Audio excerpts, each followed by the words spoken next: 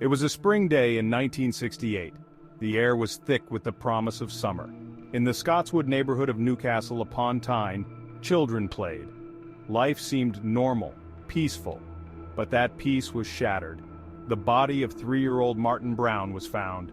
He lay lifeless in a derelict house, a place of shadows and forgotten things. His death was a mystery, a chilling question mark in a community now gripped by fear. The news spread quickly. Parents clutched their children closer. Whispers filled the air. Who could have done such a thing? The image of the young boy, so full of life, now still and cold, was seared into the minds of the community. The search for answers began. Police descended upon the neighborhood, their faces grim, their purpose clear, to find the monster in their midst. Little did they know, the path to the truth would lead them to an even more unsettling discovery. The killer was not a monster from a nightmare. She was a child herself. As the investigation began, a name began to circulate amongst the detectives: Mary Bell. This name was not unfamiliar to them, as it had surfaced in various troubling contexts before. The detectives, seasoned and weary from years of dealing with the darkest aspects of humanity, felt a chill run down their spines at the mere mention of her name. She was an 11-year-old girl known to the police, a troubled child from a troubled home. Her file was thick with reports of behavioral issues, truancy, and minor thefts. Yet there was something more sinister lurking beneath the surface, something that the detectives couldn't quite put their finger on. Her life had been marked by hardship and neglect, a breeding ground for darkness. The environment she grew up in was one of chaos and instability, with a mother who was often absent and a father figure who was a revolving door of transient men.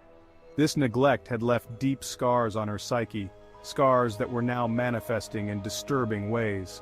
Some whispered of strange occurrences, unsettling incidents involving Mary. There were stories of animals found mutilated, of other children being bullied and hurt in ways that seemed to go beyond mere childhood mischief. These whispers grew louder as the investigation progressed, painting a picture of a young girl who was far more dangerous than her innocent appearance suggested.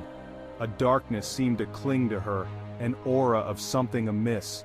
It was as if she carried a shadow with her, a palpable sense of foreboding that made even the most hardened detectives uneasy. Her eyes, devoid of the usual spark of childhood, seemed to bore into the souls of those who looked at her. Police brought Mary in for questioning. Her answers were evasive, her demeanor unsettling for one so young. She spoke in a calm, almost detached manner, as if the gravity of the situation was lost on her. Her lack of emotion was chilling, a stark contrast to the fear and anxiety that gripped the community. She seemed to lack remorse, a chilling detachment that sent shivers down the spines of the seasoned detectives. They had seen many things in their careers, but there was something uniquely disturbing about Mary's cold, unfeeling nature. It was as if she was a vessel for something dark and malevolent, something that defied explanation. But without concrete evidence, they were forced to release her. The frustration was palpable, as they knew in their hearts that she was involved. But the law required proof, and proof was something they lacked. The release of Mary Bell was a bitter pill to swallow, a decision that left a sour taste in their mouths. The shadow of suspicion lingered, however, a dark cloud hanging over the young girl. Everywhere she went, eyes followed her, filled with a mix of fear and curiosity. The community was on edge, the sense of unease growing with each passing day. Meanwhile, the community was left to grapple with the unthinkable. The idea that a child, someone so young, could be capable of such darkness was a concept that many struggled to accept. Conversations in hushed tones filled the air, as neighbors exchanged worried glances and speculated about what might happen next. Fear was a constant companion. It seeped into every corner of the community, affecting the way people lived their daily lives. The once peaceful neighborhood was now a place of suspicion and dread, where every shadow seemed to hide a potential threat. Parents kept their children close, their eyes scanning the streets for any sign of danger. Playgrounds that were once filled with the joyful sounds of children playing were now eerily quiet, as parents kept a vigilant watch over their little ones, fearing the worst. The idyllic image of childhood innocence had been shattered, replaced by a chilling realization: evil could wear an innocent face. The community would never be the same, forever haunted by the whispers and shadows that Mary Bell had left in her wake. Mary Bell's life was far from a fairy tale. Born into poverty, she was the daughter of Betty, a woman known for her volatile temper and questionable lifestyle. Mary's father was absent for most of her life, his identity a source of speculation and rumor. Some even suggested that Mary had been forced by her mother to engage in sexual acts with men for money. Home was not a haven for Mary, but a battleground. Neglect and abuse were her constant companions. She craved attention, but it often came in the form of punishment or ridicule. It was a toxic environment, one that twisted and contorted the young girl's psyche. School offered little respite. Mary was a bright child, but her troubled home life made it difficult for her to focus. She was often disruptive, prone to fits of anger and aggression. Other children ostracized her, sensing the darkness that clung to her. She was a lonely child, starved for love and attention, but her cries for help went unanswered. Weeks turned into months, and the shadow of dread grew longer with each passing day. The memory of Martin Brown's murder lingered like a bad dream, haunting the streets and homes of Scotswood. The community lived in fear, the killer still at large. Parents held their children closer, and every stranger was met with suspicion. Then, tragedy struck again. 3-year-old Brian Howe was found dead, his tiny body discarded on wasteland near the spot where Martin had been found. The innocence of the community was shattered once more. The similarities were too striking to ignore. Panic gripped the community, and whispers of a serial killer began to spread. This was not a random act, but the work of a cold-blooded killer. The investigation intensified, with detectives working around the clock to piece together the puzzle. Police went door to door, questioning residents, searching for any clue that could lead them to the killer. The pressure mounted, and the sense of urgency was palpable. The media descended upon Scotswood, their cameras capturing the fear and uncertainty that had become all too familiar. Headlines screamed of the latest tragedy, and the community's grief was laid bare for the world to see. Amidst the chaos and fear, one name kept resurfacing: Mary Bell. A young girl herself, she was an unexpected suspect in the eyes of many. This time, however, there was more than just suspicion. There was evidence. The pieces of the puzzle were starting to come together. Witnesses had seen Mary with Brian on the day he disappeared.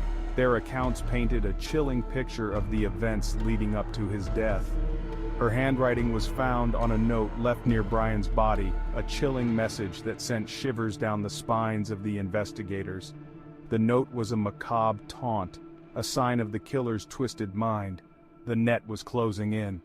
The community held its breath, hoping for justice and an end to the nightmare that had gripped their lives for far too long.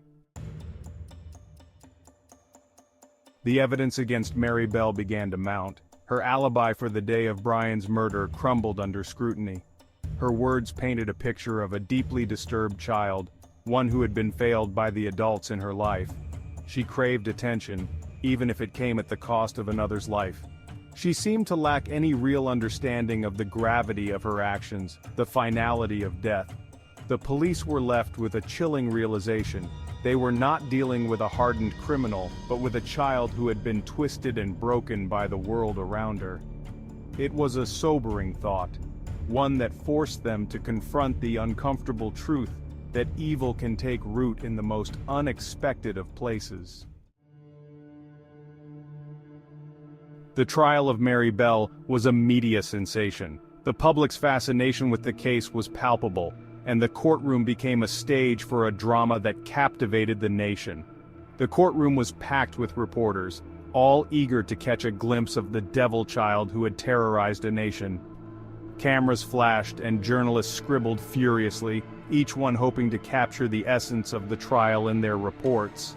The prosecution presented a compelling case, detailing the evidence against Mary and painting a picture of a calculated and callous killer. They meticulously laid out the timeline of events, the chilling details of the crimes, and the psychological profile that suggested a dangerous mind. They pointed to her troubled upbringing, but argued that it did not excuse her actions.